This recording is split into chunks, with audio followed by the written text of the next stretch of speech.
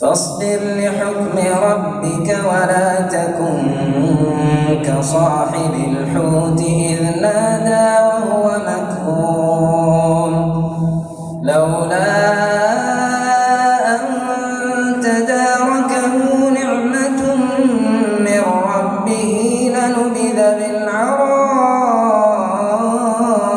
وهو مذموم فاجتباه ربه فجعله من الصالحين وإن يكاد الذين كفروا ليزلقونك بأبصارهم لما سمعوا الذكر ويقولون